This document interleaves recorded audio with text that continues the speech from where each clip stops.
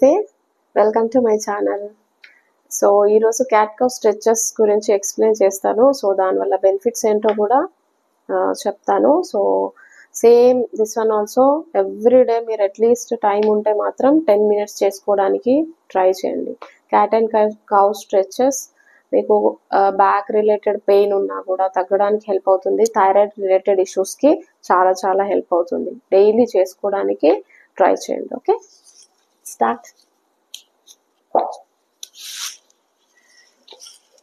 Hands ఇలా పెట్టేసి legs మధ్యలో జస్ట్ హాఫ్ ఫీట్ డిస్టెన్స్ ఇచ్చేసేయండి.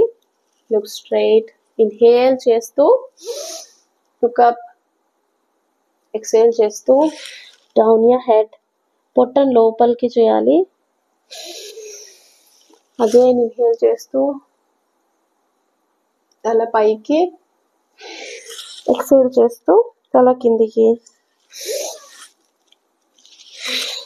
3 4 5. Next one more variation. Inhale చేస్తూ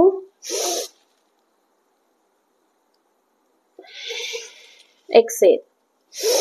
అపోజిట్ లెగ్. ఇన్హేల్ చేస్తూ స్ట్రెచ్ చేయండి, ఎక్సేల్ చేస్తూ down your leg.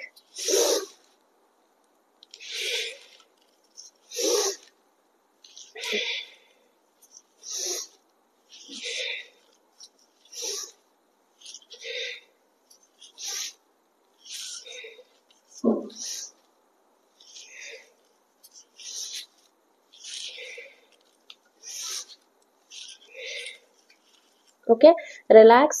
Next slowly third variation. Inhale చేస్తూ లెగ్ వీలైనంత వరకు బెండ్ చేయండి. ఇలా బెండ్ చేయండి. After that try to touch your four head. Okay, 2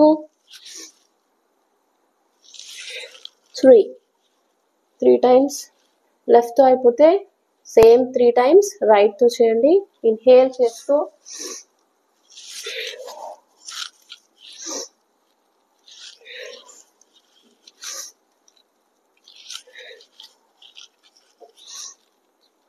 after that finally try to hold the Haasan. Inhale చేస్తూ ఇలా అపోజిట్ లెగ్ తో opposite hand ని హోల్డ్ చేయడానికి ట్రై చేయండి. Few seconds. Same way other leg ని కూడా అలా హోల్డ్ చేయడానికి ట్రై చేయండి.